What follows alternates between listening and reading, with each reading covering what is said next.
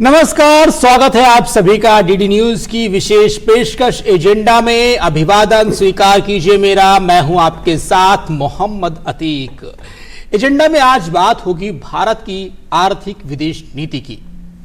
21वीं सदी में जो विदेश नीति है वो सिर्फ कूटनीतिक संवाद तक सीमित नहीं रही है, बल्कि ये आर्थिक निवेश, ऊर्जा सुरक्षा, न्यूक्लियर समझौते और इस तरीके से रोजगारोन्मुखी हो चुकी है।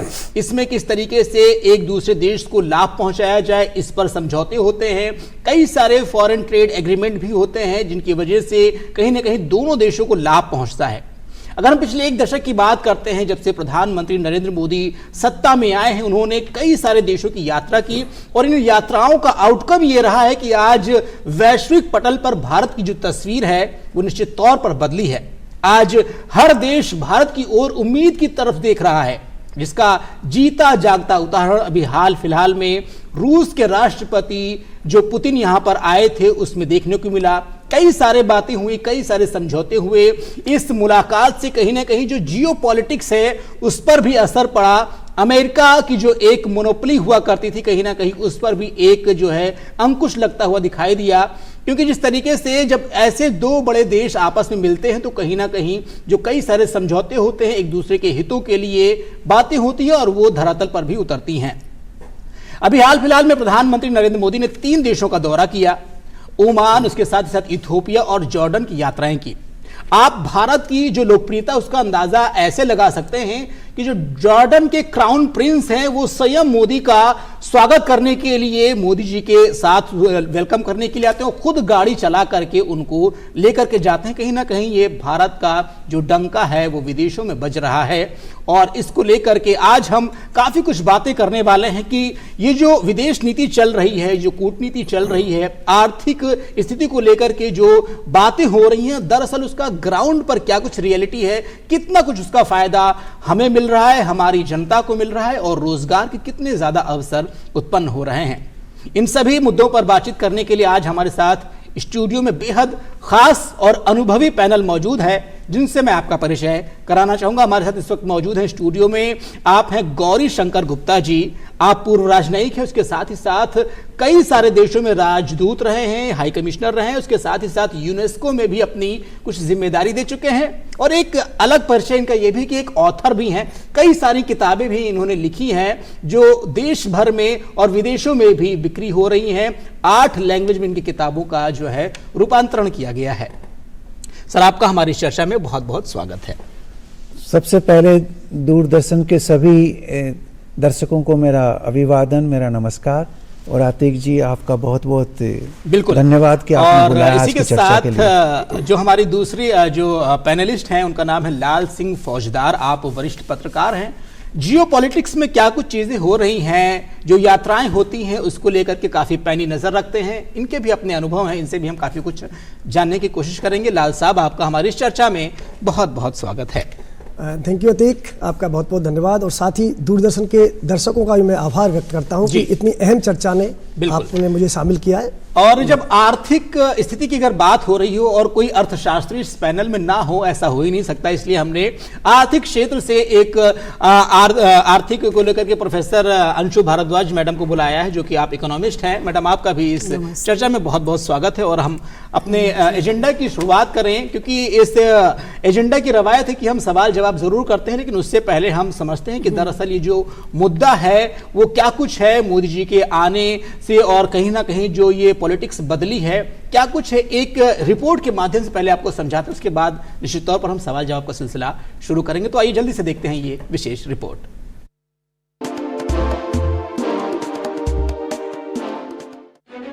प्रधानमंत्री नरेंद्र मोदी के कार्यकाल के दौरान भारत की विदेश नीति ने महज औपचारिकता से हटकर वास्तविक आर्थिक और रणनीतिक साझेदारी की ओर केंद्रित रूप लिया है।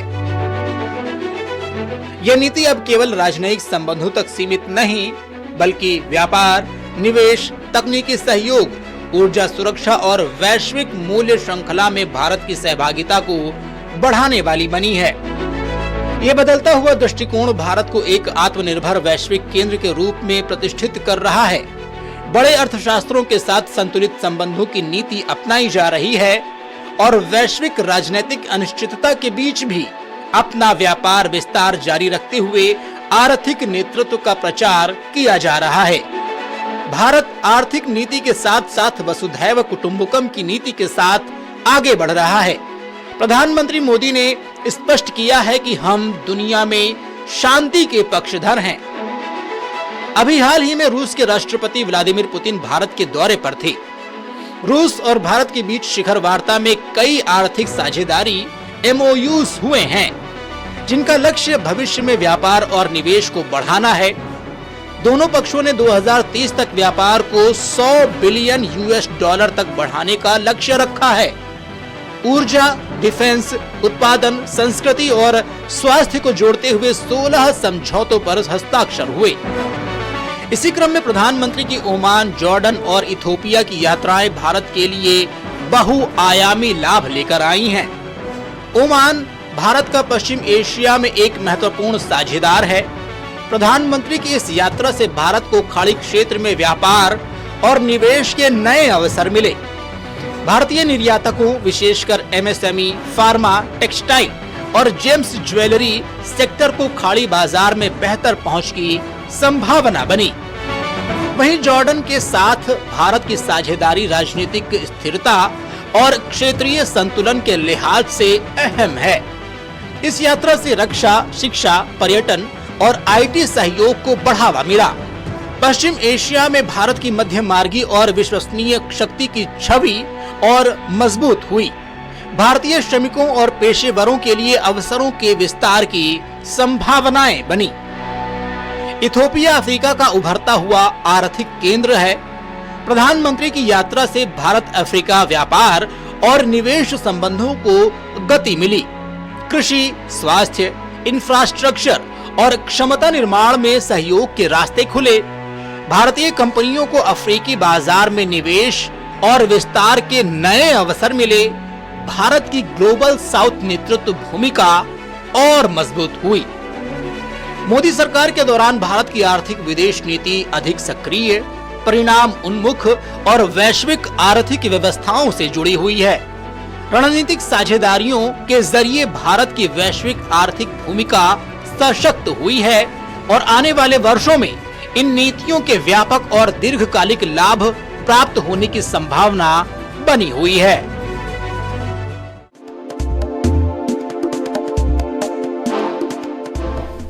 तो बिल्कुल ये रिपोर्ट साफ तौर पर बताती है कि भारत सिर्फ अब हाथ मिलाने तक सीमित नहीं रह गया है अन्य देशों के साथ में, बल्कि आर्थिक स्थिति को लेकर के समझौते भी करता है। शिक्षा हो, स्वास्थ्य हो, सुरक्षा हो या फिर डिफेंस की बात हो, हर सेक्टर में हम बात कर रहे हैं आगे बढ़कर के आगे। और कहीं ना कहीं सिर्फ ये हम ही पहल नहीं करते हैं, जो देश के अग्रणी देश हैं जो उनकी बात कीजिए वो खुद आगे बढ़ करके आते हैं और भारत से समझौता करना चाहते हैं, उनसे मुलाकात करना चाहते हैं और कहीं ना कहीं भारत का दौरा भी करना चाहते हैं। इसी के साथ सवाल जवाब का सिलसिला शुरू करते हैं और सबसे पहले मैं गौरी शंकर जी के पास आऊंगा।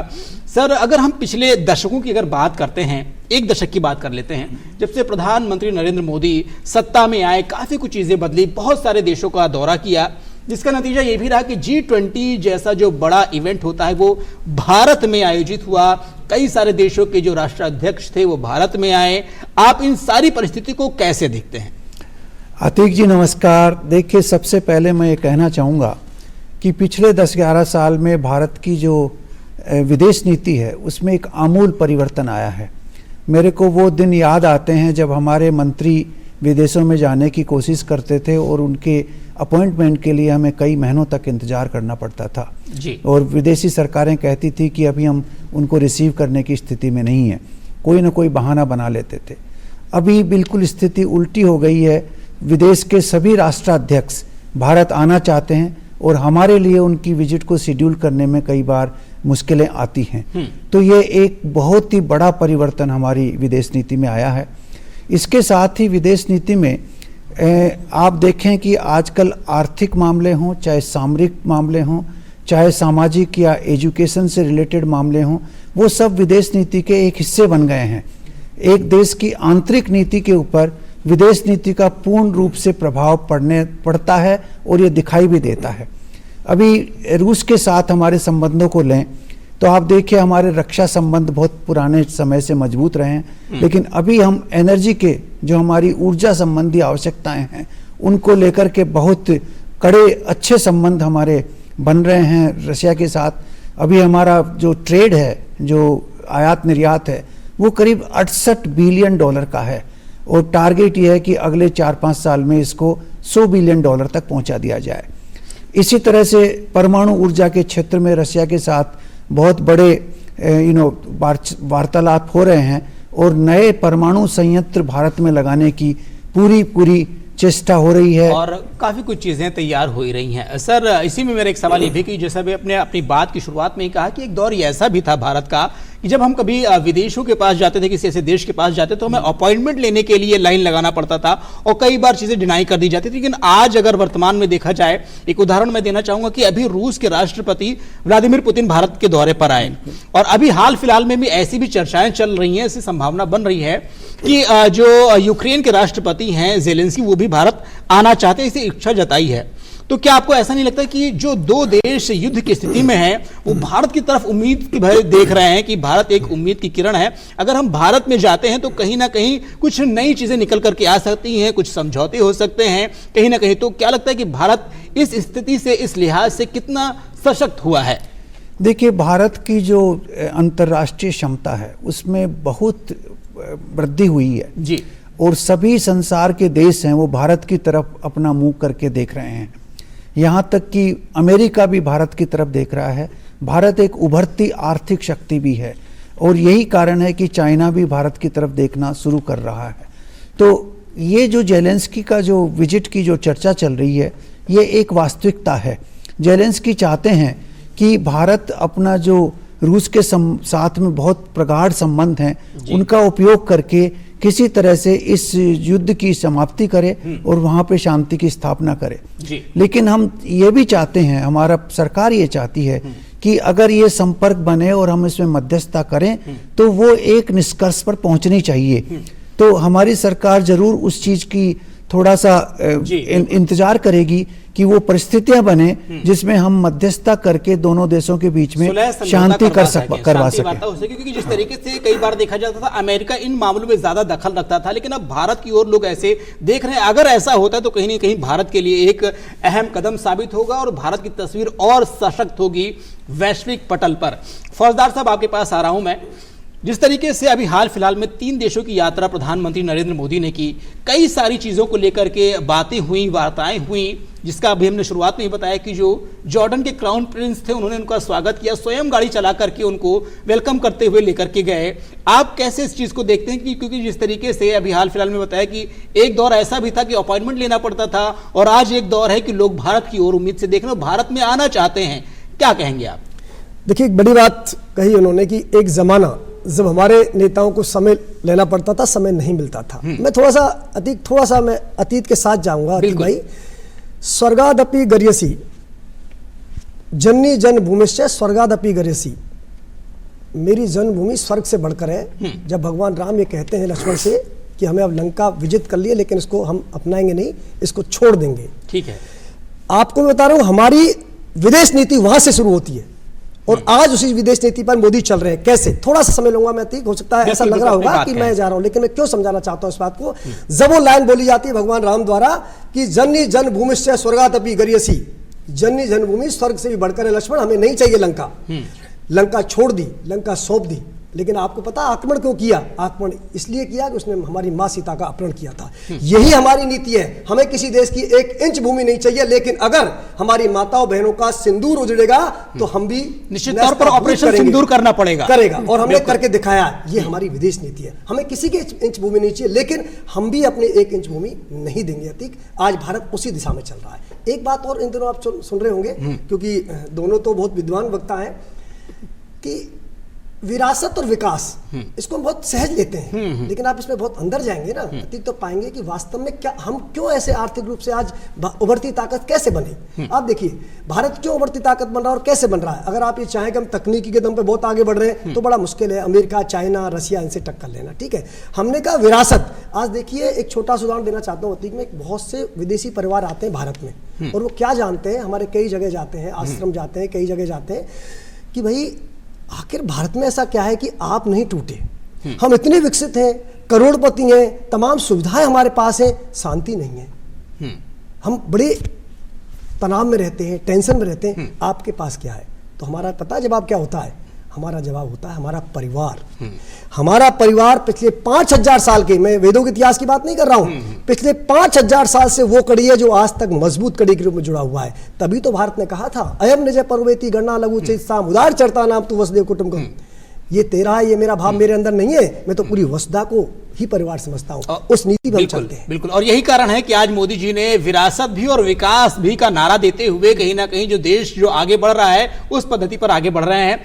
अंशु मैडम, आपके पास आ रहा हूं। जैसे कि मैंने जो 3 देशों की यात्रा पर हम अभी बात करेंगे कि हाल फिलहाल का भी ये मसला रहा है, काफी कुछ चीजों को लेकर के एग्रीमेंट में एफटीए हुआ, सीपा हुआ, इस तरह की चीजें निकल करके, मैडम कुछ मोटी मोटी बातें क्या कुछ निकल करके आई हैं, थोड़ा सा हमारे दर्शकों को बताएं विस्तार से। सबसे पहले तो अतीक, मैं इन 3 देशों की इस पे तो चर्चा करेंगी, लेकिन जहां हम जिस तरह से अभी इन्होंने अतीत से शुरू किया वैसे ही मैं भी थोड़ा सा इकोनॉमिक्स को पहले लेके जाऊंगी कि फॉरेन ट्रेड की जब अपन बात करते हैं तो ये एक इकोनॉमिक्स का एक बहुत इंपॉर्टेंट स्तंभ माना जाता है अर्थशास्त्र की। और एक फॉरेन ट्रेड में, हम फॉरेन पॉलिसी में पहले हम बात करते हैं जैसे 91 के पीरियड की, यानी वो पीरियड जब हमारी पॉलिसीज बड़ी स्ट्रिक्ट थी और तब हम वो था LPQ slogan, licence permit and quota 91 से, और 91 के बाद हमारे चेंज हुआ और तब LPG liberalisation, privatisation and globalisation वो हमें मिला, इकोनॉमिक रिफॉर्म्स। उसके बाद हमारा 2000 में सेकेंड इकोनॉमिक रिफॉर्म मिला और अब 2014 में ये रिफॉर्म्स हमें नए रिफॉर्म्स एंड ट्रांसफॉर्म इंडिया हमें मिल रहा है, जिसमें कि विदेश व्यापार, जिसे कि हम इकोनॉमिक्स की एक रीढ़ की हड्डी कहेंगे, क्योंकि इस पर हमारा बहुत कुछ विकास फोकस रहता है, क्योंकि जितना हम विदेश व्यापार पर रिलाय रहेंगे, जिससे कि हमारे को रोजगार और इवन डेवलपमेंट वो सब होगा ही होगा। साथ में हमारा फॉरेन ट्रेड जितना बढ़ेगा, फॉरेन ट्रेड का मतलब हो गया एक्सपोर्ट बढ़े हमारे और इंपोर्ट में कमी आए, सो दैट हमारे जो डेफिसिट्स हैं वो, क्योंकि मोदी साहब ने भी ट्रेड डेफिसिट पे चिंता जताई है, क्योंकि इन ट्रेड डेफिसिट में कमी आनी जरूरी है। तो ये कह रहे हैं जितने भी अभी हम 3 देशों की यात्रा की जब बात कर रहे हैं तो जॉर्डन के साथ हमारे संबंध बहुत पुराने रहे हैं और ओमान के साथ अभी हम फ्री ट्रेड एग्रीमेंट साइन किया गया है, FTA साइन किया, यानी कि 98% जो हमारी चीजें हैं उनको हमने ड्यूटी फ्री कर दिया गया है। इसका मतलब एक्सपोर्ट और इंपोर्ट अब हम बहुत फ्रीली कर पाएंगे इन देशों के साथ। और इसी तरह से इथियोपिया को जो कहा गया है कि वो साउथ, ये अफ्रीकन यूनियन का हेडक्वार्टर है और इस तरह से वहां पर उनके साथ हमारा ट्रेड बढ़ना, यहाँ से इन्वेस्टमेंट हम वहाँ ले जा सकेंगे, MSME सेक्टर में, फार्मा में और बहुत से सेक्टर्स ओपन हो जाएंगे, तो नो डाउट ट्रेड बढ़ने वाला है। इसी में और भी है, क्योंकि जब ये बातें हो रही थी 3 देशों की जब यात्रा करके आए, इवन जब अभी रूस के राष्ट्रपति का जब भारत का दौरा हुआ तो एक चीज बड़ी कॉमन स्थिति में देखी कि जो भारत की जो स्किल है या जो मैन पावर है उसको डिमांड की जा रही है हर देश की तरफ से। रूस ने भी उसकी डिमांड की हो, कहीं ना कहीं जो 3 देशों की यात्रा इसमें भी ये हुआ है कि जो आपकी जो स्किल्ड लोग हैं वो हमें आप दीजिए, ताकि हम टेक्नोलॉजी के क्षेत्र में या अन्य क्षेत्रों में उनका लाभ ले सकें। आप इसको कैसे देखते हैं? क्या रोजगार की स्थिति को देखते हुए भारत की आर्थिक स्थिति पर क्या कुछ फर्क पड़ेगा इससे?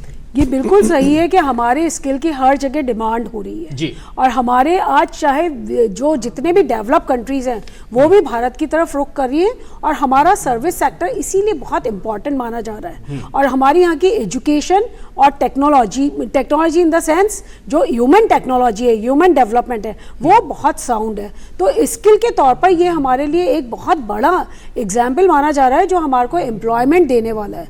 और इसलिए एम्प्लॉयमेंट के क्षेत्र में हम कह सकते हैं कि वो दिन दूर नहीं जब हम सेल्फ रिलायंट होंगे, क्योंकि हम भारत दूसरे देशों की तरफ नहीं देख रहा है, बल्कि अब दूसरे देश भारत की तरफ रुख कर रहे हैं और वो चाहते हैं कि हम अपनी स्किल, अपनी एजुकेशन और हमारे जो स्किल पर्सन हैं जितने भी, उनको वहाँ उनसे हम कुछ लें, अर्जित करें। तो ऐसे में वो बिल्कुल रोजगार के क्षेत्र में एक बहुत बड़ा उदाहरण के तौर पर हम भारत को एक चमकती हुई अर्थव्यवस्था के तौर पर देख रहे हैं, जो एक डेवलप्ड नेशन के तौर पर जा रहे हैं, आगे बढ़ रहा है। लाल साहब, जिस तरीके से अगर देखा जाए कई सारी ऐसी चीजें भी हैं जो भारत की जो है हम निर्यात करते हैं बड़े पैमाने पर, उसकी डिमांड भी की जा रही है। तो आपको क्या लगता है जब हम निर्यात की बात करते हैं तो कौन कौन से प्रोडक्ट हैं, कौन कौन से यहाँ की जो चीजें तैयार होती हैं जो विदेशों में उसकी जो डिमांड हो रही है वो कहीं ना कहीं भारत की आर्थिक स्थिति को फायदा पहुंचाएगा?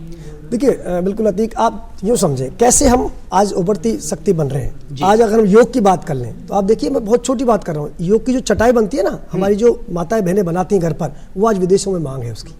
आज आयुर्वेद का लोहा पूरी दुनिया मान रही है। और अभी कल ही एक बहुत बड़ा इवेंट किया गया जिसमें जो पौराणिक पद्धति थी, चिकित्सा पद्धति, उसको लेकर के एक आयोजन हुआ जिसमें प्रधानमंत्री, यहाँ तक कि WHO के जो मुखिया थे वो भी आए हुए थे। जी, अपनी बात कंप्लीट करें। मैं वही अतीक वहीं पर आ रहा था। अब देखिए, मैं कह रहा हूँ कि चटाई जो हमारी माता बहनें बनाती है विदेशों में मांग हो रही है। आयुर्वेद का पूरा डंका पूरी दुनिया में गूंज रहा है। इसके साथ ही योग को तो आप मानेंगे आज तारीख में कि योग जो भारत की पद्धति है, पूरा दुनिया अंतर्राष्ट्रीय योग दिवस मना रहा है। पंचकर्म जो अभी आपने सुना होगा, सभी जो बैठे दर्शक भी सुन रहे हैं, पंचकर्म इतनी तेजी से दुनिया में जगह बना रहा है। मतलब हमारी जो आयुर्वेद पद्धति थी वो लगातार धीरे धीरे बढ़ रही है। अच्छा, ऐसा ही नहीं कि आयुर्वेद में, हमारा मेडिसिन के फील्ड में लगातार एक कंट्रोल रहा है और मेडिसिन के फील्ड में दबदबा रहा है। दुनिया के अधिकतर देश भारत से मेडिसिन मंगाते हैं। आयुर्वेद में ले लीजिए, मेडिसिन में ले लीजिए। इसके साथ ही जैसे मैंने अतीक, जब हम पहले चर्चा कर रहे थे, मैंने विरासत की बात कही थी। तो क्यों कही थी? आज भारत का मिलेट्स दुनिया के लिए डिमांड बन रहा है। भारत का बाजरा चाहिए लोगों को, उनको अब स्वस्थ होना है। मैं यही तो कह रहा हूं, देखिए दुनिया बड़ी तेजी से परिवर्तित हो रही है। अतीक, आपको भारत क्यों इंपॉर्टेंट बन रहा है? मैं सामरिक लिहाज से बात नहीं कर रहा हूं, मैं अगर आर्थिक लिहाज से बात करूं तो आने वाले समय में भारत क्यों पूरे दुनिया के अर्थतंत्र की रीढ़ बनने जा रहा है, इसको समझना होगा। इसको यूं समझना होगा कि हमारे किसान का बाजरा जो है वो आज विदेशों में डिमांड बन रहा है। हमारी माताओं बहनों के द्वारा बनाई गई चटाई तक की मांग वहां पर हो रही है, योग के काम आती है। इसके साथ ही हमारी ज्वेलरी की धाक दुनिया में गूंज रही है। आज अगर दुनिया में सबसे बड़ी VIP शादियां हो रही हैं तो हिंदुस्तान में हो रही हैं। आप देखिए, दुनिया में कोई आदमी अगर घूमना चाहता है तो भारत को पसंद कर रहा है। विरासत को अगर समझना चाहता है, संस्कृति को अगर समझना चाहता है, इतिहास को समझना चाहता है तो भारत आना चाहता है। तो ये जो बढ़ता हुआ भारत का प्रभाव है, मैं गुप्ता जी ने एक बात कही थी, उसको मैं दोबारा जल्दी ऐड ऑन करना चाहूंगा कि आज देखो अतीक क्या बदला है। आज देखिए कि कभी समय नहीं मिलता था, हालांकि लंबा समय हो जाएगा, मुझे बड़ा और आज हमें टाइम देना पड़ रहा है। आज हमें टाइम देना पड़ रहा है और मेरे देश के प्रधानमंत्री जहां भी जा रहे हैं उनको सर्वोच्च सम्मान देके गर्व कर रहे हैं खुद पर। आप देखिए, मुझे नहीं लगता, या फिर वो मुझे गुप्ता जी करेक्ट कर देंगे, मेरी जानकारी में हिंदुस्तान में तो ऐसा PM नहीं हुआ जिसको 29 देशों ने सर्वोच्च सम्मान से सम्मानित किया, अवार्ड मिला। बात करेंगे, बहुत बड़ी बात आपने कही है। गौरी शंकर जी, जिस तरीके से अभी बहुत फ्लो में लाल साहब ने बताया कि भारत की एक्चुअल स्थिति क्या है, बिल्कुल निश्चित तौर पर जो तस्वीर बदली है, कहीं कभी टाइम नहीं मिलता था, आज हम टाइम देने के लिए जो है तैयार हैं, लोग आना चाहते हैं। सर, अगर हम 3 देशों की यात्रा की अगर बात करें, कुछ छोटी ये बात जानना चाहते हैं कि जॉर्डन के साथ जो समझौता हुआ है उसमें कहीं ना कहीं जो फर्टिलाइजर की बात हुई है, हम इथोपिया की बात करते हैं या फिर जो है इस तरीके से हम जॉर्डन की बात करते हैं। सर, क्या कुछ चीजें निकल करके आई इस पूरे चर्चा को लेकर के, उस पर थोड़ा आपसे जानकारी चाहेंगे। देखिए, जॉर्डन की कई तरह की हमारे साथ संबंध हैं। एक तो जॉर्डन आप जानते हैं कि उनके जो रूलर है ना, वो प्रोफेट मोहम्मद के डायरेक्ट डिसेंडेंट हैं। ठीक है। और उनके जो क्राउन प्रिंस जिन्होंने प्रधानमंत्री जी को अपनी गाड़ी में लेके गए थे, वो उन्हीं के डिसेंडेंट हैं। नेचुरली वो नेक्स्ट वहाँ के रूलर बनेंगे। दूसरी चीज़, फास्फोरस की बहुत वहाँ पे उत्पादन होता है जो हमारे लिए उर्वरक के क्षेत्र में बहुत काम आता है, उसका हम इंपोर्ट बड़ी मात्रा में कर पाएंगे। तीसरी चीज़ यह है कि जॉर्डन का पैलेस्टीनियन इश्यू और गल्फ कोऑपरेशन काउंसिल में बहुत बड़ा रोल होता है, तो उसमें भी हमें एक संतुलन बनाने के लिए मौका मिलेगा। और अगर हम ओमान पे जाएं तो ओमान के जो सुल्तान हैं उनको वाइज मैन कहा जाता है गल्फ का, क्योंकि वो संयम से काम लेते हैं, कम बोलते हैं, लेकिन बहुत नपे तुले शब्दों में बड़े अच्छी एडवाइस देते हैं। तो उनका एक बहुत ही बड़ा रोल होता है गल्फ कोऑपरेशन काउंसिल में, और उनका रोल पैलेस्टीनियन इशू में भी होगा, उनका रोल ईरान और सऊदी अरेबिया के इशू में भी होगा। तो उसमें हमें एक बहुत बड़ा सपोर्ट उनकी तरफ से मिलेगा। फिर जॉर्डन के ओमान के साथ हमारी comprehensive economic partnership agreement sign हुआ है, जिसमें फ्री ट्रेड भी है और हमारा ह्यूमन बींग्स का जो स्किल्ड मैन पावर है उसका एक्सपोर्ट भी उसमें शामिल है, और उसमें टेक्नोलॉजी कोलैबोरेशन भी है और जॉइंट वेंचर्स का प्रावधान भी है। तो एक बहुत बड़ा कोऑपरेशन एग्रीमेंट होगा। ये जॉर्डन ने, ये दूसरा देश, ओमान ने, ये सिर्फ दूसरा देश है भारत जिसके साथ ऐसा एग्रीमेंट किया है, पहले और किसी देश के साथ नहीं किया। ठीक है। और ओमान के साथ हमारे रिश्ते सदियों पुराने हैं। जब हम पोर्ट से पुराने टाइम में जब बात चल रही है प्राचीन भारत की, जब भारत संसार का 34% वर्ल्ड ट्रेड कंट्रोल करता था, उस जमाने में हमारे जहाज ओमान से होते हुए और फिर अरब देशों में जाते थे और वहाँ से गुड्स जो हैं वो यूरोपियन कंट्रीज में जाया करते थे। तो ओमान की बहुत बड़ी महत्ता है। और जो इथोपिया है वहाँ पे अफ्रीकन यूनियन का हेडक्वार्टर है जी। ये कृषि प्रधान देश है। आपने देखा होगा कि इथोपिया के प्रेसिडेंट भी भारत के प्रधानमंत्री को अपनी गाड़ी में बिठा के लेके गए और राष्ट्र का सबसे बड़ा सम्मान उनको दिया। तो ये चीजें हमें ये बताती हैं कि हम जो ग्लोबल साउथ में है और पर्टिकुलरली अफ्रीका में भारत का रोल बहुत बड़ा बढ़ने वाला है और भारत को बड़े सम्मान के साथ इन देशों में देखा जा रहा है। सर, वर्तमान में अगर देखा जाए तो दो बड़े युद्ध दुनिया के सामने है। एक तो यूक्रेन रशिया का वार है, दूसरा अगर हम फिलिस्तीन की और इजराइल की बात करते हैं, इजराइल के जो प्रधानमंत्री उनसे भारत की मुलाकात होती है। प्रधानमंत्री हमारे मोदी जी जाते हैं इजराइल में, बात करते हैं। और अब जब वो जॉर्डन की यात्रा करके आए हैं, जॉर्डन जो कि फिलिस्तीन का कहीं ना कहीं सपोर्ट करता है, तो जो दो देश है इधर से और दूसरे दो देश जो है, अगर यूक्रेन की बात कीजिए, रशिया की, सभी लोग भारत की तरफ अगर देख रहे हैं। आपको क्या लगता है कि क्या जो अमेरिका इस स्थिति में कभी हुआ करता था कि अमेरिका के पास लोग जाते थे चीजों को हल करने के लिए या समझौता करने के लिए, अब भारत की तरफ रुख कर रहे हैं? आप क्या लगता है कि भारत की स्थिति और क्या कुछ भूमिका इसमें होनी चाहिए? देखिए, भारत की विदेश नीति बड़ी संतुलित है जी। वो उसमें पक्षपात की नीति नहीं है। वो चाहता है कि विश्व में शांति स्थापित हो। तो यहाँ पैलेस्टीनियन का जो इश्यू है कि हम ये चाहते हैं कि दो राष्ट्र हों, इजराइल और पैलेस्टाइन, और दोनों के बीच में शांति और स्थिरता बनी रहे। ये हमारी नीति बहुत पुरानी है और इसी नीति को हम आगे बढ़ाना चाहते हैं। और इसी वजह से हमने इजराइल के साथ पहले डिप्लोमेटिक रिलेशंस इस्टेब्लिश किए, उनके साथ व्यापार संबंध बढ़ाए। हमारा साथ पैलेस्टीनियन के साथ भी हमारे बहुत घनिष्ठ संबंध रहे हैं, प्रधानमंत्री जी वहाँ भी मिले हैं। तो हम इस बीच में कोशिश ये कर रहे हैं कि जो गल्फ कंट्रीज हैं जिनका इसमें बहुत बड़ा रोल होता है, उनको साथ लेकर के एक स्थायी समाधान इसके लिए बनाएं। इसी के लिए हम इजराइल के साथ टच में हैं, जॉर्डन के साथ टच में हैं और गल्फ कंट्रीज सऊदी अरेबिया और बड़ी कंट्रीज यूएई के साथ में टच में रहें। और भारत और दूसरा जी अपनी बात कंप्लीट करें। और दूसरा जो आपने यूक्रेन का इश्यू बताया, देखिए यूक्रेन का इश्यू जो बड़ा कॉम्प्लेक्स इश्यू है। ठीक है। यूक्रेन आप जानते हैं पहले सोवियत यूनियन का हिस्सा था जी। जब अलग से हुआ देश बना, उसके बाद से रशिया को ये गारंटी दी गई थी कि जो नेटो का संगठन है वो ईस्टवर्ड एक्सपेंशन नहीं करेगा। लेकिन अमेरिका ने उसको तोड़ा और 16 नेटो देश ईस्ट यूरोप के नेटो के मेंबर बन गए। और फिर यूक्रेन ने भी इसके लिए दावा पेश किया, तो वो चीज़ रशिया को बिल्कुल पसंद नहीं आई, क्योंकि यूक्रेन का बहुत लंबा बॉर्डर है रशिया के साथ और रशिया नहीं चाहता है कि न्यूक्लियर वेपन्स राइट उनके बॉर्डर पे नेटो के आएँ। और दूसरा, यूक्रेन में जो है रशियन स्पीकिंग पॉपुलेशन है, उसके ऊपर किसी तरह से अत्याचार शुरू हो गए थे वहाँ पे 2014 में जो तख्ता पलट हुआ उसके बाद से।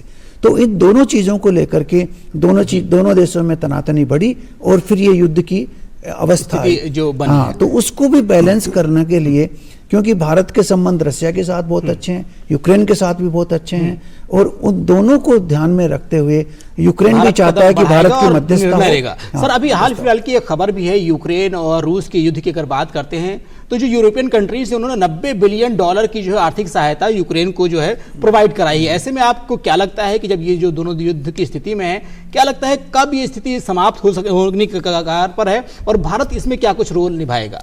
देखिए, अभी यूरोपियन यूनियन की जो पोजीशन है वो बड़ी गलत रास्ते पे वो जा रहे हैं। उन्होंने पहले कोशिश ये की थी कि जो रशिया की एसेट्स वहाँ पर हैं, जो करीब $300 बिलियन की हैं, 265 बिलियन यूरो की, उनको जब्त कर करके और वो यूक्रेन को सहायता दी जाए।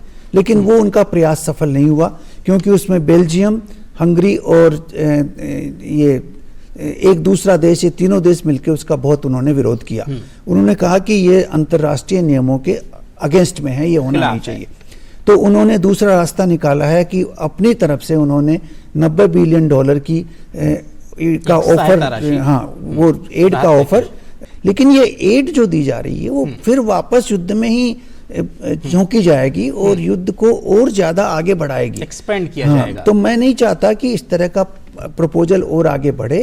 अब समय आ गया है, 3-4 साल इस युद्ध को चलते हो रहे हैं, ये समय आ गया है कि ये कत्लेआम खत्म होना चाहिए और खून खराबा खत्म हो, दोनों देश आपस में बैठे, बिल्कुल आपस में बातचीत करें और इसका समाधान निकालें। वो हमारी नीति रही है और प्रधानमंत्री मोदी इसी नीति के ऊपर रही है कि हम हमेशा समझौता चाहते हैं, शांति के पक्षधर हैं और तटस्थता के साथ हम रहे हैं। फौजदार साहब, अभी आपने एक बात का जिक्र किया जो कि काफी अहम है और मुझे लगता है कि अब तक जितने भी प्रधानमंत्री हुए हैं उनको 29 देशों के जो सर्वोच्च जो पुरस्कार हैं शायद ही मिले होंगे, प्रधानमंत्री उनमें से एक है। आप इन सभी तस्वीर को कैसे देखते हैं? क्योंकि अगर देखा जाए सम्मान है, सम्मान हर देश के लोग करते हैं, लेकिन इस तरीके से समय समय पर करना और हर आदमी आतुर रहे कोई देश का प्रतिनिधि कि हम प्रधानमंत्री मोदी का जो है स्वागत करना चाहते हैं, सम्मान से नवाजना चाहते हैं, क्या फर्क पड़ता है इससे? अतीक, बहुत फर्क पड़ता है। एक पुस्तक है one life is not enough, sir ने शायद पढ़ी भी होगी क्योंकि वो नटवर सिंह की पुस्तक है जी। उसमें छोटी सी घटना का जिक्र करूंगा बहुत शॉर्ट में, तब मैं आपकी बात पर आऊंगा जी। नटवर सिंह को जाना था ब्रिटेन और वहां उनकी तत्कालीन महारानी से उनसे मुलाकात करनी थी। आप देखिए उनको 3 दिन हो गए, 3 दिन उनको मुलाकात का समय नहीं मिला। कितना दिन हो गया? 3 दिन हो गया। 3 दिन भारत का विदेश मंत्री इंतजार कर रहा है मिलने के लिए। उनको फोन करते, वो कहते हैं अभी समय नहीं है, उनकी बात होती अभी समय नहीं है। इसके बाद चंद्रा स्वामी उस वक्त काफी प्रभाव रखते थे, उन्होंने उनकी मुलाकात करा दी। खैर, मैंने इसका उल्लेख क्यों किया, मैं उस पर आना चाहता हूं। एक वो समय था जब भारत का विदेश मंत्री 3 दिन आपसे समय मांग रहा है, आपको समय नहीं मिल रहा है। एक, अब मैं इस पे आता हूं कि रूस से लेके जॉर्डन तक भारत के प्रधानमंत्री को सर्वोच्च सम्मान से सम्मानित कर रहे हैं। आप एक बात देखिए, कई लोग कई बार बड़ा क्रिटिसाइज करते हैं अतीक कि यार प्रधानमंत्री बाहर ही रहते हैं, लगातार घूम रहे हैं, विदेश जा रहे हैं। आप देखिए, जिस इजराइल की यात्रा करने से भारत के पिछले प्रधानमंत्री कतराते थे, आप देखिए उन्होंने इजराइल को भी गले लगाया, फिलिस्तीन को भी गले लगाया। ये है मोदी की विदेश नीति।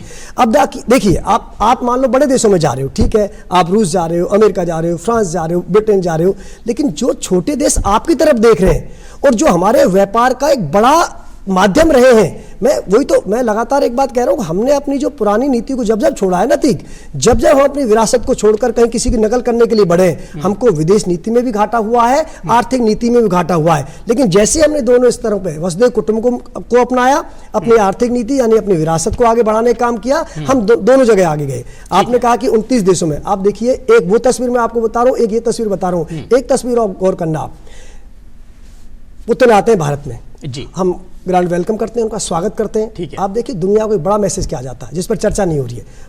मैं चर्चा नहीं कर, न्यूक्लियर अपनी डील हुई, अच्छी बात है, हमारी 400 की चर्चा हुई, उसकी अलग बात है। लेकिन आपको पता है ये कब हुई है? जब अमेरिका टैरिफ लगा रहा है और आपको टैरिफ ये कह के लगा रहा है कि आप रूस से तेल लेना बंद कर दीजिए। हमने साफ संदेश दे दिया, नहीं, भारत अपने आर्थिक हितों का फैसला खुद करेगा। भारत एक संपूर्ण राष्ट्र है, कोई देश है उसकी ना विदेश नीति ना आर्थिक नीति तय करता है। ये हमने पुतिन की यात्रा में, और ये तभी संभव है जब विदेश नीति बहुत मजबूती से रहेगी और सभी देशों के साथ में संबंध अच्छे बने रहेंगे, प्रगाढ़ रहेंगे और अपनी जो है वर्चस्व कहीं ना कहीं कायम रहेगा। अंशु मैडम, आपके पास आ रहा हूं कि जिस तरीके से अगर देखा जाए तो भारत सेमीकंडक्टर के क्षेत्र में बहुत तेजी से आगे बढ़ रहा है, यहां तक कि उन्होंने सेमीकंडक्टर चिप जो है अब जो है निर्माण भी कर लिया है और दुनिया को जो है वो देने की स्थिति में भी है। आपसे जानना चाहेंगे इसकी क्या स्थिति, और जो ये इकोनॉमिकल जो सिस्टम जो चल रहा है, टेक्नोलॉजी की अगर बात की जाए तो हम टेक्नोलॉजी कैसे दूसरे देशों को दे रहे हैं और उनसे ले रहे हैं, इन सब का भारत की अर्थव्यवस्था पर क्या कुछ असर पड़ रहा है? देखिए, भारतीय अर्थव्यवस्था की अगर बात की जाती है तो वो एक बहुत सुदृढ़ अर्थव्यवस्था है और इतनी बड़ी अर्थव्यवस्था है, यानी कि जो विदेशों में विकसित राष्ट्र हैं वो भी आज हमारी अर्थव्यवस्था को देख रहे हैं और इस अर्थव्यवस्था में हमने बहुत सारी चीज़ें प्रोड्यूस की है जिनको कि हम एक्सपोर्ट कर रहे हैं। और जब जहाँ एक्सपोर्ट की बात आती है तो वहाँ हमारी टेक्नोलॉजी भी जो हमसे मांगी जा रही है, जिसमें कि आज हमारा यूथ बहुत एफिशिएंट है और बढ़ रहा है आगे। और इवन हमारे डिजिटल टाइम में, एआई के टाइम में, यहाँ पे भी हमें कह रहे हैं कि हम अपने प्रोड्यूस करेंगे, एआई जनरेट करेंगे और उसमें हम आगे अपने यूथ को अपने आप हमारा यूथ आगे चलेगा। और जो विदेशों में विकसित राष्ट्र हैं वो हमारे यहाँ से उन चीज़ों को डिमांड कर रहे हैं। तो यहाँ ना कहीं ये विदेश व्यापार का एक बहुत बड़ा वो है कि जब हम इम्पोर्ट और एक्सपोर्ट में, जहां हम पहले इंपोर्टेड चीज को लेने में बहुत फक्र महसूस करते थे कि हम कोई चीज ले रहे हैं तो इंपोर्टेड यूज कर रहे हैं, तो उसको रोक दिया गया है कि जो भी चीज आप करें तो आप अपने लोकल पे फोकस करके करें।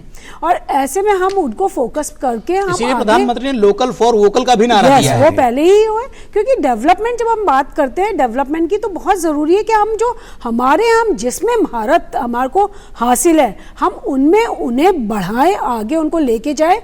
और नो डाउट कि हमारी तो एग्रीकल्चर इकोनॉमी है, लेकिन एग्रीकल्चर इकोनॉमी का मतलब ये नहीं कि हम इंडस्ट्री या मैन्युफैक्चरिंग या सर्विस सेक्टर को भूल गए हैं, उनमें भी हम आज आगे बढ़ रहे हैं। और हमारा डेवलपमेंट ग्रोथ रेट हर जगह आप ये देख लीजिए कि ग्रोथ रेट आज हमारी बहुत से विकसित राष्ट्र नहीं पा रहे हैं, वो ग्रोथ रेट आज हम अचीव कर रहे हैं अपनी। तो वो सिर्फ इसी कारण से क्योंकि हम एक साउंड डेवलपमेंट और साउंड पॉलिसीज उनको फेवर करके आगे बढ़ रहे हैं। बिल्कुल।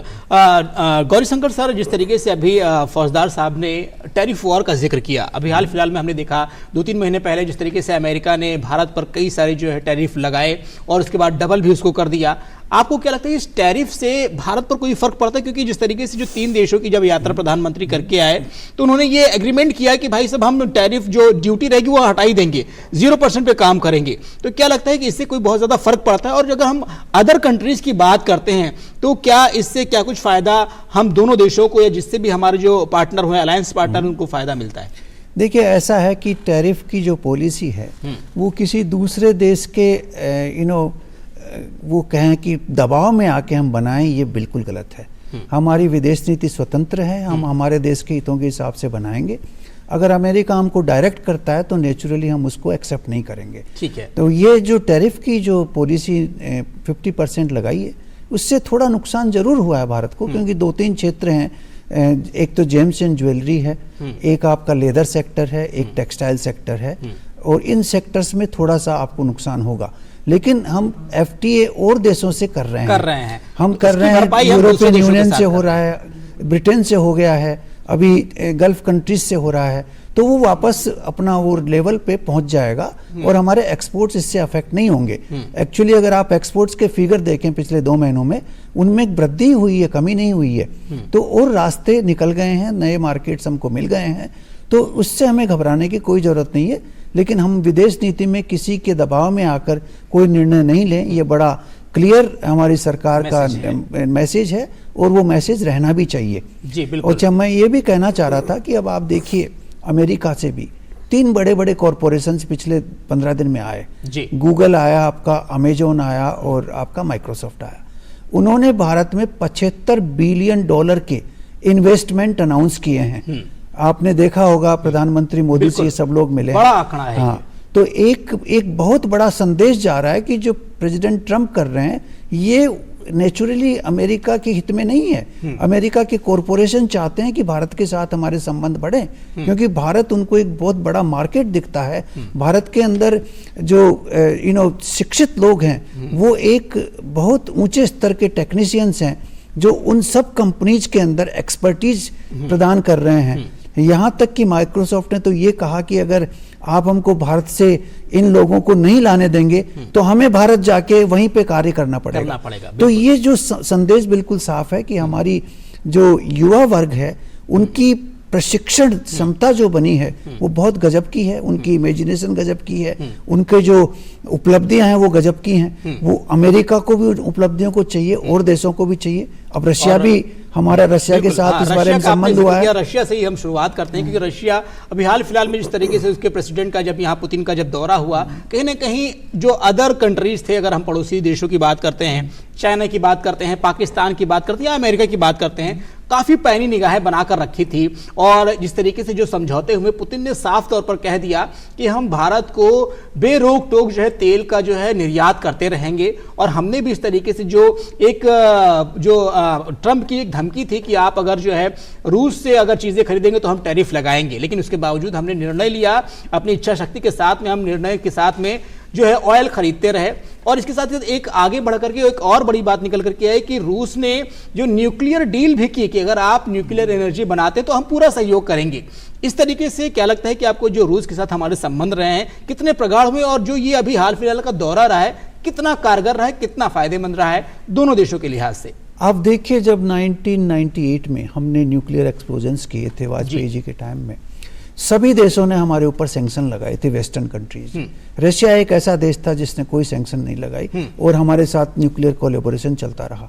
तो एक बड़ी टेस्टेड पार्टनरशिप आप जानते हैं रशिया के साथ रही है, और रशिया ही एक ऐसा देश है जो हमारे यहाँ पे न्यूक्लियर इक्विपमेंट और न्यूक्लियर एनर्जी प्रोडक्शन सेंटर्स बना रहा है और बनाए जा रहा है।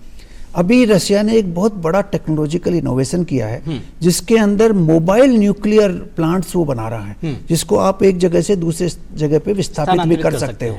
और वो एक बहुत ज़बरदस्त टेक्नोलॉजी है, वो किसी भी देश के साथ नहीं है। और अभी हमने ये निर्णय लिया है कि न्यूक्लियर एनर्जी को प्राइवेट सेक्टर में प्रदान किया जाए, जिससे वो प्राइवेट सेक्टर भी उसमें न्यूक्लियर एनर्जी का उत्पादन कर सके। तो इन दोनों चीज़ों का जो संगम होगा वो हमारे न्यूक्लियर एनर्जी को आगे बढ़ाने में बहुत बड़ा कार्य करेगा। आप देखेंगे अगले 5 साल में कई न्यूक्लियर प्लांट्स भारत में लगेंगे, उनमें मोबाइल न्यूक्लियर प्लांट्स भी होंगे और जो एक जगह पे बनने वाले प्लांट्स हैं वो भी होंगे। और ये मोस्टली मेरे को लग रहा है कि रशियन टेक्नोलॉजी के साथ ही बन पाएंगे। और रशिया की टेक्नोलॉजी इस बारे में बड़ी प्रूवन है। सबसे ज्यादा न्यूक्लियर प्लांट अगर संसार में किसी देश ने लगाए हैं तो वो रशियन टेक्नोलॉजी से ही लगे हुए हैं। बिल्कुल। अंशु जी, आपके पास आ रहा हूं, क्योंकि जिस तरीके से अगर देखा जाए तो प्रधानमंत्री नरेंद्र मोदी ने एक नारा दिया है, विकसित भारत एट 2047, और कहीं ना कहीं एक नारा इसके साथ ये भी चलता है कि $5 ट्रिलियन जो इकोनॉमी बनाने की जो एक होड़ चल रही है, क्योंकि $3 ट्रिलियन की इकोनॉमी हम अचीव कर सके हैं। आपको क्या लगता है कि आने वाले समय में हम ये जो 2 नारे इनको हम धरातल पर कैसे उतार पाएंगे, और इस दिशा में क्या कुछ कार्य हो रहा है? अगर हम देश की बात करें, अगर हम ग्राउंड लेवल की बात करें, स्टेट स्तर की बात करें, या फिर हम जिला लेवल की बात करें, क्या कुछ स्थिति है इस वक्त? अतीक, जैसा कि विकसित भारत का कहा है और जैसा कि 5 ट्रिलियन इकोनॉमी, तो अब जो आज जिस स्पीड से हमारा डेवलपमेंट हो रहा है, तो वो दोनों ही चीज़ें सच साबित होने वाली हैं। और विकसित भारत 2047 का विजन लेके हमारे मोदी साहब चल रहे हैं, तो वो दिन दूर नहीं है जहाँ पर कि हम ये चीज़ें अचीव कर लेंगे। और इनमें फॉरेन ट्रेड पॉलिसी के साथ साथ अदर सेक्टर्स भी साथ चल रहे हैं, क्योंकि हमारा जैसा कि अभी सर ने भी कहा कि टेक्सटाइल और इनमें ट्रम्प टैरिफ का असर पड़ेगा नेगेटिव, लेकिन उसी के साथ साथ हम जब इंडिपेंडेंट इंडिया की बात करते हैं, आत्मनिर्भर भारत की, तो हमने वो ढूंढ लिए रिसोर्सेज, वो सोर्सेज हमें मिल गए हैं जहाँ पर कि हमें ना तो किसी से दबना है, ना किसी से झुकना है, और अपने डेवलपमेंट को आगे बढ़ाना है। और ऐसे में हमारी डील बहुत सी और कंट्रीज के साथ, जिनमें कि हमारे साथ ट्रेड एग्रीमेंट्स हो रहे हैं, और वो इन्वेस्टमेंट लाएंगे भी और हम बाहर के देशों में इन्वेस्टमेंट लेके जाएंगे भी। और इस तरह से हमारे एम्प्लॉयमेंट, हमारी प्रोडक्ट और हमारे यूथ, इन सबको, जो कि हम कहते हैं ना कि हमारा आप प्रोड्यूस कर लीजिए बट वो बिकेगा नहीं, या वो हो सकता है प्रॉपर सप्लाई चेन नहीं होगी, वो चीज़ अब हमारी नहीं रहेगी, क्योंकि हमारे पास ट्रेड आगे से आगे हमारे पास डिमांड्स आ रही है और उसके अकॉर्डिंग हमारे यहाँ से हम सप्लाई प्रोवाइड करने के लिए तैयार हैं, क्योंकि वो चाहे ह्यूमन में हो या कैपिटल गुड्स में हो, और हम चीज़ें वो प्रोड्यूस कर रहे हैं। तो इसलिए 5 ट्रिलियन इकोनॉमी बनने में भी डेवलपमेंट जिस स्पीड से चल रहा है, सेल्फ रिलायंस हमें चाहिए, हमारे यूथ को हमें साथ लेके चलना है, क्योंकि वो एक बहुत बड़ी ड्राइविंग फोर्स है, बहुत बड़ा एसेट है। तो उन जैसे ये कहा जाता है ना, डिविडेंड, हमारा एक बहुत बड़ा ये जो डी को लेके चलते हैं कि डेमोग्राफिक डिविडेंड यूथ, तो उसको हमें यूज में लेके, और उसको हम ले रहे हैं, क्योंकि ये हमारी इकोनॉमी की जो गाड़ी है उसको आगे लेकर बढ़ाने में लेंगे। इसीलिए कहीं ना कहीं जो स्किल माइंड जो हमारे यहाँ के हैं, कई सारे जो यूथ हैं, उनकी डिमांड दुनिया भर में हो रही, चाहे वो रशिया हो या और कंट्रीज, वो चाहते हैं कि यहाँ के जो मैन पावर हमारे देश में आए, वो कहीं ना कहीं हमारे देश की अर्थव्यवस्था को सुधारने के साथ साथ अपने देश की भी अर्थव्यवस्था को सुधारें। ये जो एग्रीमेंट्स हो रहे हैं, उनका ये फायदा है कि लेबर मोबिलिटी बढ़ने वाली है, कि हमारे यहाँ से लेबर मोबाइल होगी, और बहुत सारे, तो इसलिए जॉब्स की कमी नहीं होने वाली है। जो रोजगार की कई बार जो सवाल उठता है कि रोजगार को लेकर के क्या कुछ चीजें की जानी चाहिए और रोजगार के अवसर कैसे मिलने चाहिए, ये जो दौरे होते हैं ना, ये दौरों से ही कई बार बहुत सारी चीजें डिपेंड रहती हैं, क्योंकि जब दौरे होते हैं तो कहीं ना कहीं एग्रीमेंट होते हैं अलग अलग कंट्रीज के साथ में, और फिर कहीं ना कहीं रोजगार के अवसर पैदा होते हैं, आयात निर्यात दोनों चीजें बढ़ती हैं। फौजदार साहब, आपके पास आ रहा हूं, क्योंकि जिस तरीके से 3 देशों की यात्रा प्रधानमंत्री नरेंद्र मोदी ने की, कई सारे एग्रीमेंट्स हुए, हाल फिलहाल में अभी जो है रूस के राष्ट्रपति व्लादिमीर पुतिन भी आए यहाँ पर, उनके साथ कई सारी बातें हुई, और अभी आगे भी एक बात चल रही, हो सकता है कि संभवतः जो है ज़ेलेंस्की जो कि यूक्रेन के राष्ट्रपति, वो भी भारत आ सकते हैं। ऐसे में जो हमारे पड़ोसी देश हैं, हम चाइना की बात करते हैं और इसके साथ ही साथ हम पाकिस्तान की भी बात करते हैं, बांग्लादेश की बात करते हैं, वहां क्या कुछ हलचल रहती है, वो लोग इन सभी दौरों को लेकर के, ये जो भारत तेजी से आगे बढ़ रहा है उसको कैसे देखते हैं और उनके ऊपर क्या कुछ असर पड़ता है? अतिक जी, मैं इस पैनल के साथ एक बात कह रहा हूँ आपको, बिल्कुल, और ये रिकॉर्ड भी हो रहा है और दर्शक इसको देख भी रहे हैं। ठीक है, आप ये नोट कर लीजिए। चाहे हमारे पड़ोसी देश इन दोनों में थोड़े हमसे ठीक नहीं चल रहे, चाहे बांग्लादेश की स्थिति ले लो, चाहे पाकिस्तान की स्थिति ले लो, कमोबेश नेपाल की भी स्थिति इसमें ले सकते हो आप। चाइना की मैं इसलिए चर्चा नहीं करूँ, वो शुरू से ऐसे रहे, लेकिन मैं ये दावे के साथ इस पैनल के साथ कह रहा हूँ, अतीक आपके साथ बात करते हुए कह रहा हूँ, आने वाले समय में इन पड़ोसी देशों को समझना होगा कि भारत के साथ टकराव में हित नहीं है, भारत के साथ साथ चलने में हित है। ये तो आने वाले पल में आप देखोगे। मैं दावे के साथ इस पैनल में कह रहा हूँ, डीडी न्यूज के दर्शकों से इस बात कह रहा हूँ, ये समय बदलते हुए समय को आप देखोगे और हम उस वक्त फिर मिलेंगे आपके साथ। एक बात, दूसरा भी बात चल रही थी रूस के दौरे की और फिर टैरिफ ट्रम्प की बात कर रही थी। देखिए, आप कुछ चीजें बहुत सुन रहे होंगे इस दिनों, आपने देखा होगा आत्मनिर्भर भारत, आपदा में अवसर। आपदा में अवसर क्या होता है? आपने कोरोना काल देखा? आप देखिए, जब कोरोना आया तो हमारे पास मास्क नहीं थे, लेकिन आपदा में अवसर क्या होता है जी, हमारे घरों में माताओं बहनों ने मास्क बना दिए और दुनिया उसकी मुरीद हो गई। आप देखिए, ऑक्सीजन नहीं थे हमारे पास, हमने फिर दुनिया को ऑक्सीजन सिलेंडर दिए। तो ये हम आपदा में अवसर ढूंढते हैं।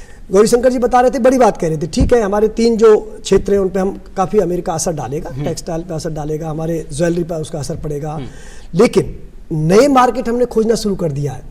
अब मैं ये कह रहा हूं, देखो, भारत के बिना अब दुनिया का कोई, वर्ल्ड में कोई कंट्री विकास कर ही नहीं सकता। आप टैरिफ लगा दो, आप कंपनी को रोक दो, स्किल्ड कहां से लाओगे? भारत जैसा युवा कहां से लाओगे? भारत जैसी ईमानदारी कहां से लाओगे? भारत जैसा डेडिकेशन कहां से लाओगे? ये तो हमारे पास है, ये आप कहीं से नहीं खरीद सकते। तभी गौरीशंकर इसके लिए आपको हमारे पास ही आना पड़ेगा। मैं वही कह रहा हूं, आप कोई बात नहीं है, आप हमारे युवाओं को रोक दो मत, तो हमारे स्किल्ड कंपनियों को स्किल चाहिएगा तो भारत में आएंगे। आप देखिए, बड़ी बड़ी मोबाइल कंपनियां भारत में आ रही हैं, ईवी कंपनियां भारत में आ रही हैं, मतलब बड़ा बड़ा मार्केट आज भारत की तरफ देख रहा है। कोई बात नहीं, आप स्किल नहीं चाहिए तो आपको आना पड़ेगा। कुल मिला के भारत के बिना आप तरक्की नहीं कर पाओगे, और यही हमारे पड़ोसी देशों का। अमेरिका की बात कहना चाहता हूं, निश्चित तौर पर उसने टैरिफ लगाए बहुत सारी चीजों को लेकर के ही, लेकिन अमेरिका कभी भी भारत के एकदम से खिलाफ नहीं खड़ा हुआ, क्योंकि उसको पता है कि भारत जो है एक बड़ा बाजार है और भारत के साथ संबंध बनाए रखने में भी फायदा है दोनों देशों का। इसीलिए कहीं ना कहीं अगर देखा जाए, हो सकता है छिटपुट बयानबाजी होती रहती है, क्योंकि जियोपॉलिटिक्स है, बहुत सारी चीजें रहती है, वर्चस्व की लड़ाई रहती है, अपने हितों का टकराव रहता है, इसको लेकर के ट्रंप बहुत सारी चीजें बोल जाते हैं, लेकिन फिर भी उनको इस बात का इल्म रहता है कि भारत जो है कहीं ना कहीं एक पावरफुल देश है, एक बड़ा बाजार है, यहां निवेश किया जा सकता है, और कहीं ना कहीं भारत भी जो है अमेरिका के साथ अच्छे संबंध बनाना चाहता है, क्योंकि जब हम एक दूसरे के साथ मिल करके रहेंगे तभी सभी को फायदा होगा। गौरीशंकर सर, आप इस चीज को कैसे देखते हैं? क्योंकि जब अमेरिका बिल्कुल निश्चित तौर पर कई सारी चीजें करता है, लेकिन वो बिल्कुल अपोज में नहीं खड़ा होता है। देखिए, हमारे और अमेरिका के संबंध कई आयामों में हैं। ये टेक्नोलॉजी के फील्ड में हैं, डिफेंस के फील्ड में भी हैं, इकोनॉमी के फील्ड में भी हैं, एजुकेशन में भी हैं, स्पेस के फील्ड में भी हैं, बहुत से आयाम हैं। और ये आयाम पिछले 15 साल में बहुत तरीके से और बढ़े हैं। उसके पहले थोड़े कम थे, लेकिन पिछले 15 साल में बहुत बढ़े हैं। और अमेरिका को ये महसूस हो गया अब कि भारत एक स्ट्रेटेजिकली लोकेटेड कंट्री है, एक बहुत बड़ा मार्केट है और एक उभरती इकोनॉमी है। इन सबको वो किसी भी रूप में इग्नोर नहीं कर सकता, बिल्कुल। और इसीलिए वो चाहता है कि भारत के साथ संबंध अच्छे बने। ट्रंप ने थोड़ी कोशिश की थी धमका के और अपने प्रस्तावों को मनाने की, लेकिन उसको पता लग गया कि भारत इस तरह दबाव में आने वाला नहीं है। तो उसके बाद से वो बिल्कुल चुप हो गए हैं, और अब वो चाहते हैं कि हमारा जो बायलैटरल ट्रेड एग्रीमेंट है वो साइन हो जाए और हमारे जो संबंध हैं वो और आगे बढ़े, प्रगाढ़ बने और उससे भी आगे बढ़े। ये एक आवश्यकता है अमेरिका की, और वक्त की मांग भी है। वक्त की मांग है, अमेरिका के लिए भी आवश्यकता है, और देश में डेमोक्रेटिक कंट्रीज को साथ में लाने का एक बहुत अच्छा माध्यम है ये, और दोनों देशों नहीं तो फिर जो है भी है। सर, मेरा एक सवाल आपसे और भी है, चूंकि हम कई सारे, अगर हम विदेशों की बात कर रहे हैं, पूरे वैश्विक पटल की बात कर रहे हैं, तो हम जो गल्फ कंट्रीज की बात करते हैं, यूएई के साथ हमारे काफी अच्छे संबंध रहे हैं। अगर आप देखा जाए, जब जो है प्रधानमंत्री ने जब तक इतने सारे दौरा किया है, सर्वाधिक जो दौरा किया है वो यूएई के साथ किया है, तकरीबन 7 बार उन्होंने दौरा किया है। तो ऐसे में क्या लगता है, गल्फ कंट्रीज हो या यूएई की बात करें तो भारत के साथ काफी कुछ चीजें सिमिलर मिल रही हैं, आयात निर्यात हो या संस्कृति का आदान प्रदान हो, काफी कुछ चीजें हो रही हैं। आप कैसे इस चीज को देखते हैं? देखिए, भारत और गल्फ कंट्रीज बहुत एक दूसरे के क्लोज रहे हैं हिस्टोरिकली। मैं बहरीन में मैंने सर्व किया है 3 साल, मैं पहले गल्फ वार के टाइम में वहीं था। तो गल्फ कंट्रीज में आप मानिए कि 62 तक भारत की करेंसी प्रचलित थी सभी देशों में। वहाँ की जो लीगल टेंडर था वो रुपया था, और वहाँ पे जो स्टाम्प्स थे वो इंडियन स्टाम्प्स चलते थे। वहाँ के सारे लोग मुंबई में आके पढ़ा करते थे। उनका जो खान पान, रहन सहन, सारी चीज़ें मुंबई और उस समय कराची भी भारत का हिस्सा था, उन जगहों पे हुआ करती थी। तो वो भारत को बड़े प्रगाढ़ तरीके से देखते हैं, वो हिंदुस्तान को अपना एक विरासत का हिस्सा मानते हैं। तो ये चीज़ अभी भी वहाँ पर पूरी तरह से बनी हुई है, क्योंकि अभी नई पीढ़ियाँ भारत की वहाँ पे बहुत अच्छा काम कर रही हैं। आप मलयालीज देखिए, तमिल देखिए, गुजरातीज देखिए, वो बहुत बड़ी संख्या में वहाँ पे स्थापित हैं, और उनकी इकोनॉमी की जो मूल धारा है उसको पूरी तरह से वही कंट्रोल कर रहे हैं। और हमारे लोग वहाँ जाके बड़े ईमानदारी से काम करते हैं, बड़े परिश्रम से काम करते हैं, तो उनकी ख्याति भी बहुत ऊंची होती है। मैं आपको बता रहा हूँ कि ये देशों में एक प्रेफरेंस है कि वो पाकिस्तान से नहीं चाहते हैं ऐसा मैन पावर, वो इंडिया से ही चाहते हैं मैन पावर, क्योंकि भारतीय जो लोग हैं वो ईमानदार हैं और बहुत ही काम के प्रति जो समर्पण उनका है, इसको देखते हुए कहीं ना कहीं जो ये कंट्रीज हैं भारत की मैन पावर और स्किल्ड माइंड को चाहते हैं और डिमांड कर रहे हैं। हम अपने इस चर्चा के अंतिम पड़ाव पर हैं, तो हम जल्दी से अंशु मैडम के पास आना चाहेंगे और आपसे बहुत संक्षिप्त में जानना चाहेंगे, अगर हम 5 साल की अगर बात करते हैं, आज 2025 चल रहा है, 2030 की अगर बात करते हैं तो भारत की अर्थव्यवस्था की क्या कुछ तस्वीर आने वाली है सामने? अगर हम अगले 5 साल की बात करते हैं तो जैसा कि अभी रशिया के साथ भी 68 बिलियन का ट्रेड है, वो कहा जा रहा है कि 2030 तक 100 बिलियन हम अचीव कर लेंगे। तो इसका मतलब हमारे 5 साल जो अगले हैं वो बहुत महत्वपूर्ण है, और हर दिशा में हमारी भारतीय अर्थव्यवस्था को विकसित श्रेणी में लेके जाएंगे। और जब हम 2047 तक पहुंचेंगे, उससे ये बीच का पड़ाव जो 2030 तक का है, अगले 5 साल का, तो उसमें शिक्षा के क्षेत्र में, हेल्थ में, इन सब में भी एक बहुत फास्ट डेवलपमेंट हो रहा है, क्योंकि जो अभी युग चल रहा है वो डिजिटल युग आ गया है। तो डिजिटल युग जहां पर कि हम बात करते हैं, एआई आ गया है, ट्रांसफॉर्म इंडिया हो रहा है हमारा, और ऐसे में नए नए इनोवेशंस इंडिया में आए जा रहे हैं और इनोवेट किया जा रहा है। बहुत सी फील्ड्स हैं, सेक्टर्स हैं जहां पर कि इनोवेटिव आइडियाज को हम अडॉप्ट कर रहे हैं। तो ऐसे में 2030 तक हम ये अपने आप मान सकते हैं कि भारतीय अर्थव्यवस्था एक सुदृढ़ अर्थव्यवस्था के रूप में देखी जाएगी। और अभी हम उसको बिल्कुल जो बाहरी देश है वो ये देख ही रहे हैं कि भारत एक डेवलप्ड कंट्री के तौर पर और 2030 तक मुझे लगता है कि सबसे दुनिया की फास्टेस्ट ग्रोइंग इकोनॉमी के तौर पर हम कर आएंगे। लाल साहब, जल्दी से आपसे एक फाइनल कमेंट लेना चाहेंगे कि जिस तरीके से हम विदेश नीति की बात कर रहे थे, लगभग पहलुओं को हमने छुआ, आप क्या कुछ कहना चाहेंगे फाइनल कमेंट में? देखिए, बिल्कुल मेरा फाइनल कमेंट्स यही है कि आत्मनिर्भर भारत के दम पर, हम अपने स्किल के दम पर, हम अपने परिश्रम के दम पर, हम अपनी ईमानदारी के दम पर, हम अपनी उस विदेश नीति के दम पर, जो मैं फिर दोहरा रहा हूं, जो शुरुआत में दोहराई, अयम निजय पर्वेती गणना लघु चेतसाम उदार चरता नाम तु वसुदेव कुटुंबकम, इस भावना के साथ आगे बढ़ेंगे। और ये तय मान लिए कि भारत विकसित राष्ट्र बनेगा, भारत विकसित राष्ट्र बनेगा, भारत इस दुनिया को एक बार फिर शांति का मार्ग दिखाएगा। एकमात्र भारत ही दुनिया का वो देश होगा जो इस पूरी दुनिया में शांति स्थापित करने में अपनी अहम भूमिका अदा करेगा। बिल्कुल गौरी शंकर सर, आपसे भी हम जानना चाहेंगे कि जिस तरीके से कई सारी विजिट्स हुई, कई सारे देशों के राष्ट्राध्यक्ष भारत में भी आए, चाहे हम G20 की बात करते हैं या SCO समिट की भी बात करते हैं। SCO की बहुत अहम जो मुद्दा रहा है, क्योंकि प्रधानमंत्री की बात करें, अगर भारत की बात करें, चाइना की बात करें या फिर जो हम रूस की बात करते हैं, बहुत सारी चीज़ें निकल करके आई। अमेरिका की बात करते हैं, अमेरिका की टैरिफ वॉर भी हमने देखा, उसका हमने तोड़ भी निकाल लिया, क्योंकि इसकी जो एक कहीं ना कहीं जो मोनोपोली हुआ करती थी कि हम जैसा कहेंगे भारत वैसा ही करेगा, लेकिन हम आत्मनिर्भर बने हैं, खुद निर्णय लेने की क्षमता रखते हैं। इन सभी चीजों को कैसे आप देखते हैं और क्या कुछ कहना चाहेंगे आप अपने फाइनल कमेंट में? देखिए, सबसे पहले तो मैं कहूँगा कि अगले 5 साल में भारत की इकोनॉमी $5 ट्रिलियन को क्रॉस कर जाएगी जी। अभी ऑलरेडी हम $4 ट्रिलियन की इकोनॉमी हैं और हम विश्व की तृतीय सबसे बड़ी अर्थव्यवस्था बन जाएंगे।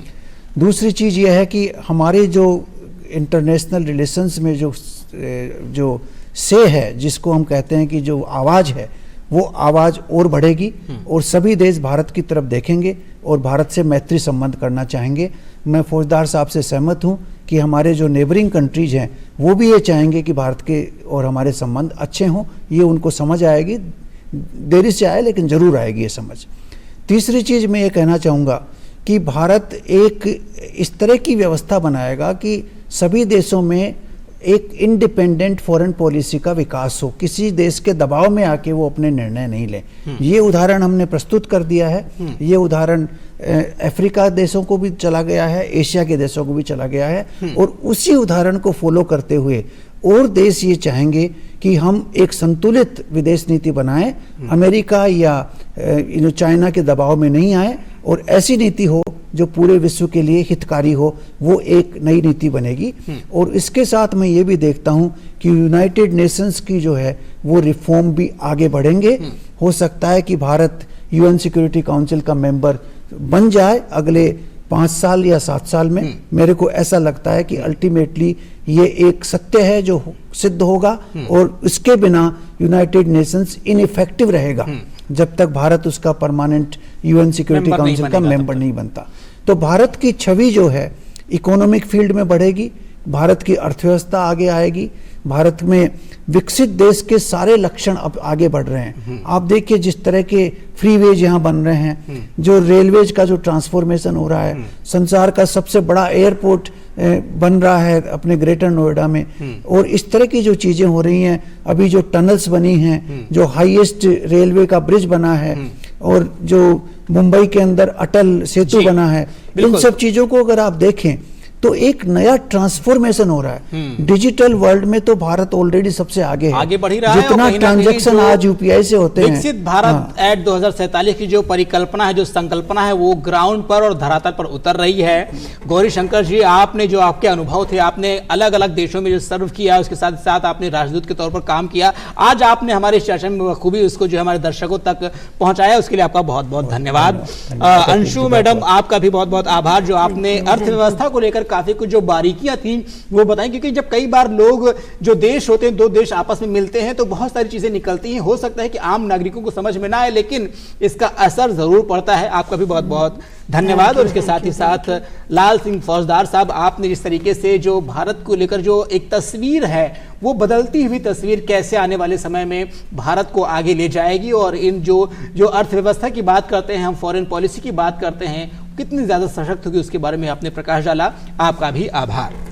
बहुत बहुत धन्यवाद अतीक जी, आपने हम सबको बुलाया और ये बहुत ही यूजफुल डिबेट आपने बिल्कुल। तो जिस तरीके से भारत निश्चित तौर पर अगर विदेश नीति की बात करता है तो दमखम के साथ करता है और किसी के दबाव में नहीं रहता है। वो दिन अब पुराने हो गए कि जब किसी एक देश की मोनोपोली हुआ करती थी और उसका आदेश हमारे ऊपर आता था और उसको हम मानते थे, लेकिन आज हम अपनी इच्छा शक्ति से अपने दम पर अपना निर्णय लेते हैं। और कहीं ना कहीं जो देश है, जो विदेशों की बात करें, जियो पॉलिटिक्स की बात करें, वहां पर भारत की तस्वीर बदली है और भारत की ओर जो देश बहुत उम्मीदों से देखते हैं, एक बड़े बाजार के तौर पर देखते हैं, ये कहीं ना कहीं प्रधानमंत्री नरेंद्र मोदी के नेतृत्व का ही एक जो विजन है, उनका एक परिणाम है जो आज हमारे और आपके सामने है। तो दोस्तों, आज की इस एजेंडा में फिलहाल इतना ही। अगले एजेंडा में ऐसे ही किसी ज्वलंत मुद्दे के साथ आपके सामने एक बार फिर हाजिर होंगे। इसी के साथ मेरी टीम के साथ मुझे दीजिए इजाजत। नमस्कार।